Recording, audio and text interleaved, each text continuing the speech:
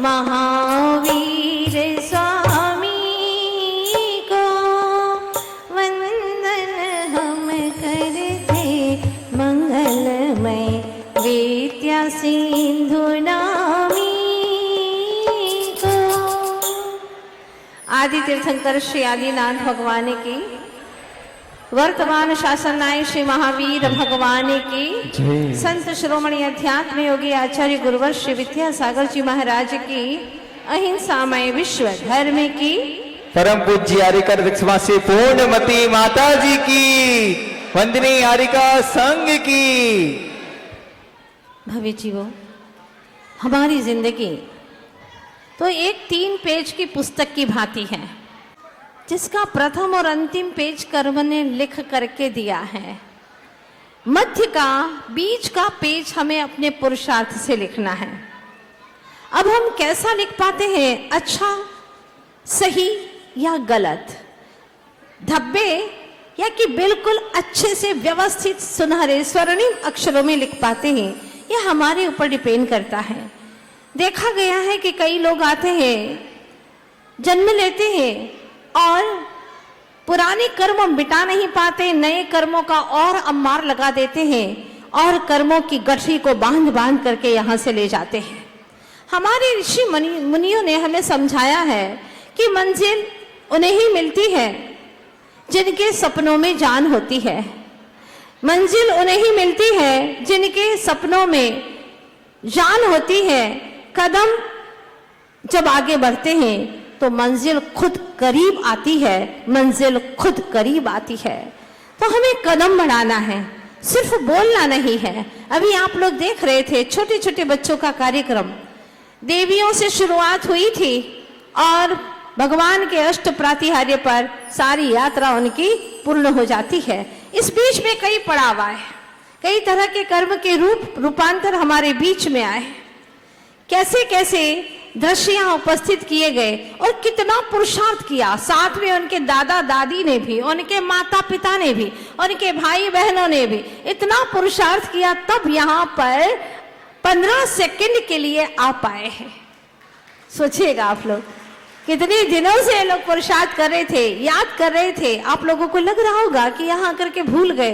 कोई आसान नहीं होता माइक में अपने विचारों को प्रकट करना। फिर भी 150 बच्चों ने तो लगभग यहाँ पर बेहतरीन अच्छे से बोल करके आप लोगों को एक शिक्षा दी है, एक मैसेज दिया है कि तुम क्या करो, किस तरह से अब जिंदगी जियो। तो मैं भी आज आपसे यही कहना चाहती हूँ कि अब तो ऐसा ही मजहब को चलाया जाए जिसमें हर इंसान को इंसान बनाया जाए। अब तो ऐसा ही धर्म को चलाया जाए जिसमें हर इंसान को इंसान बनाया जाए। आग बहती है यहाँ गंगा के झेलम में, सुनिएगा, आग बहती है यहाँ गंगा के झेलम में। कोई बताए कि कहाँ जाके अब नहाया जाए, कोई बताए कि अब कहाँ जाके नहाया जाए, जिसकी खुशबू से महक उठे पड़ोसी का भी घर। चमन अब ऐसा ही, चमन अब ऐसा ही, या चमन में फूल ऐसा भी खिलाया जाए, चमन में अब कुछ फूल ऐसा भी खिलाया जाए। प्यार प्रेम का खून हुआ क्यों? इस भौतिक युग में हम देख रहे हैं प्यार प्रेम का खून हुआ क्यों, ये समझने के लिए अब तो अंधेरों को फिर से उजालों में बुलाया जाए। धर्म के वास्ते हंसकर जो बढ़े हैं आगे, धर्म के वास्ते हंसकर जो बढ़े हैं आगे, उन राइयों को जरा फिर से गले से लगाया जाए, जरा फिर से गले से लगाया जाए। और अंतिम पंक्तियां सुनिएगा, पड़ोसी के दुख दर्द का, पड़ोसी के दुख दर्द का कुछ हो असर तुम पर ऐसा, पड़ोसी के दुख दर्द का कुछ हो असर तुम पर ऐसा कि वो रहे भूखा तो तुमसे भी न खाया जाए, तुमसे भी न खाया जाए। अब तो धर्म को कुछ ऐसा ही चलाया जाए।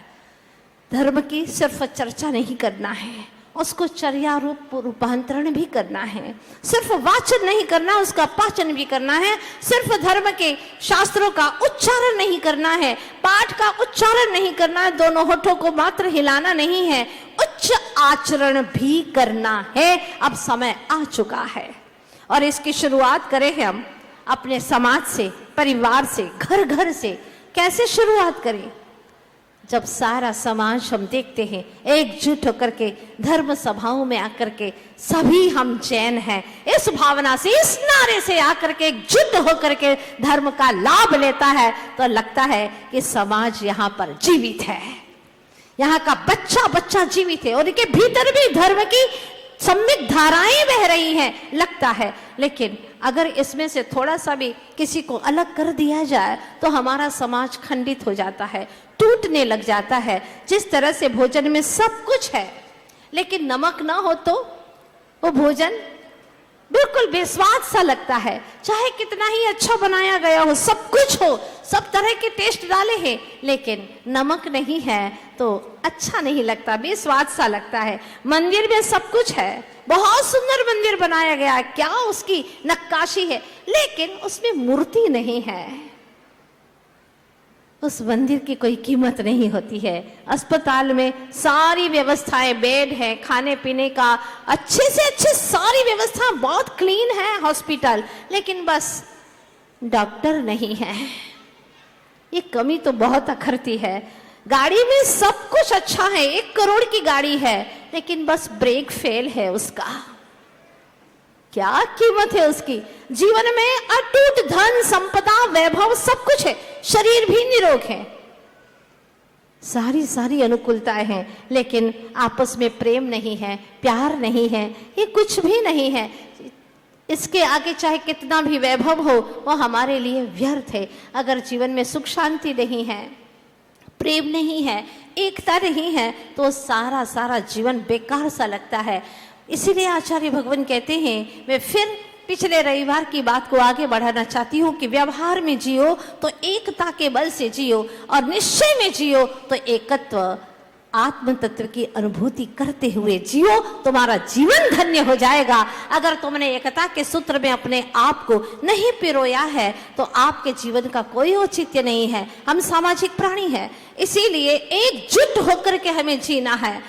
हमारा जैन धर्म वितराग भगवान के आस्था रखने वाले सारे जैनी हमारे भाई हैं। हम जितना अपने भाई से प्यार करते हैं उतना ही जिन धर्म के पालन करने वाले को, जिन देव को मानने वाले को हम उतना ही प्यार करते हैं। अगर एक को भी छोड़ दिया ना तो बहुत अनर्थ हो जाएगा। एक सेठ ने नगर में निमंत्रण किया, सारे नगर को निमंत्रण भेजा कि जितने भी नगरवासी हैं वो सब मेरे यहाँ निमंत्रण है, भोजन करने आएंगे, क्योंकि मैं शिखर जी की यात्रा करके सानंद लौटा हूँ और मेरी भावना है कि सारे ही यहाँ पर जो मेरे जिन धर्मी हैं वो सभी लोग मेरे घर पे निमंत्रण है, आएंगे। एक छोटा सा व्यक्ति बहुत गरीब था लेकिन बड़ा स्वाभिमानी था, वो नहीं आया। सेठ ने पूछा अपने साथियों से, अपने नौकर से पूछा, देखो सभी लोग आ गए, सारे घर के लोग आ गए। कहा, सेठ जी वैसे तो सब आ गए लेकिन एक व्यक्ति नहीं आया है, जो नगर के गांव के बाहर रहता है, एकदम गरीब है लेकिन बड़ा स्वाभिमानी है, धर्मात्मा भी है, वो आया नहीं है। सेठ जी ने कहा, क्यों नहीं आया? पता लगाओ आखिर क्या कारण है। जब पता लगाया तो पता चला सेठ जी को कि वो व्यक्ति इसलिए नहीं आ रहा है कि मेरा सेठ से कुछ व्यवहार ही नहीं है। बड़ा सेठ है ना, अभी तक कुछ व्यवहार है ना आगे कुछ व्यवहार होने वाला है। वो तो खिलाएगा लेकिन मैं तो कभी ऐसे बड़े सेठ को खिला ही नहीं पाऊंगा, तो क्या करूं? मैं नहीं जा सकता, इसलिए मैं नहीं आ सकता। सेठ जी को जैसे ही बात का पता चला वो सीधे अपने बग्गी में बैठे और उस व्यक्ति के घर तक पहुंचे। जैसे ही घर तक पहुंचे, वो दुकान पर बैठा हुआ था, उसने देखा सेठ जी, इतने बड़े सेठ मेरे घर के आगे खड़े हैं, और बग्गे से उतर करके सीधे उस व्यक्ति की दुकान पर, जो किराने की दुकान थी, आकर के बैठ गए। और बैठने के बाद में कुछ बोले नहीं, 2-4 चने उसके वहां से दुकान से उठाए, मुंह में डाले और कहा, पानी नहीं पिलाओगे क्या? पानी भी पिला दो, आज तुम्हारे घर पे आया हूँ। पानी पिलाया उसने बड़े ही प्रेम भाव से, और उसकी आंखों में खुशी के आंसू छलक आए। आज इतना बड़ा सेठ मेरे छोटे से व्यक्ति के घर पर आया है, अहो भाग्य है मेरा। और वो पानी पिलाता है। फिर सेठ कहता है, चलिए मेरा निमंत्रण है, मेरे घर पर आप चलिए। लेकिन मैं कैसे आऊं? देखो, अब ये बात नहीं है। अभी तक तुम्हारी ये सोच थी कि मेरा कुछ व्यवहार नहीं है, लेकिन मैंने तो तुम्हारे घर का खा भी लिया और पी भी लिया। अब तो तुम सकुशल मेरे घर पर आ ही सकते हो ना। पहले मैंने व्यवहार निभाया है, अब तुमको भी मेरा व्यवहार निभाना होगा। बड़ा खुश हुआ और अपने स्वाभिमान के साथ में वह सेठ के यहाँ गया। पूछा गया, सेठ जी, अगर एक व्यक्ति नहीं आता तो क्या फर्क पड़ जाता? उन्होंने कहा, नहीं, ये मेरे समाज का, ये मेरे यहाँ पर धार्मिक समाज का एक अंग है, और एक अंग भी अगर टूट जाता है तो वो विकलांग कहलाता है। मेरी समाज अखंड होना चाहिए, अखंड समाज, कोई टूटा हुआ नहीं। एक एक व्यक्ति, एक एक जैनी वो मेरा भाई है। मेरा बहुत बड़ा सौभाग्य है कि आज के इस पंचम काल में भी हम इतने सारे जिन धर्मियों को एक साथ देख सकते हैं। यह हमारा बहुत बड़ा सौभाग्य है। इसीलिए छोटी छोटी बातों में टूटने की कोशिश मत करना, टूट मत जाना। एक छोटी सी बात आप लोगों के बीच में रखना चाहती हूं। एक 500 रुपये का नोट है। विद्वान खड़ा हो गया और उसने पूछा, नोट दिखा करके कहा कि किसको चाहिए? ईमानदारी से हाथ खड़े करिएगा। सबने हाथ खड़े कर दिए। हमें भी चाहिए, हमें भी चाहिए, हमें भी चाहिए, क्योंकि सबको रुपये चाहिए ही चाहिए हैं। सबने हाथ खड़े कर दिए। फिर उसने उस नोट की पुड़िया बना दी, पुड़िया बना दी। फिर पूछा, ये किसको चाहिए? हाथ खड़े करिए। सबने हाथ खड़े कर दिए। कोई बेईमान नहीं था, छली नहीं था, कपटी नहीं था। जो अंदर में था तो बिल्कुल बच्चों की भांति हाथ खड़ा कर दिया और सबने हाथ खड़े कर दिए कि हमें भी चाहिए, हमें भी चाहिए। अब की बार वो जो नोट था उसको पैरों के नीचे डाल करके कुचल दिया। कुचल करके अपने हाथों में उठाया और कहा, अब किसको चाहिए? सभी लोगों ने हाथ खड़े कर दिए। यहां तक तो चल गया, सभी को चाहिए, सभी को चाहिए।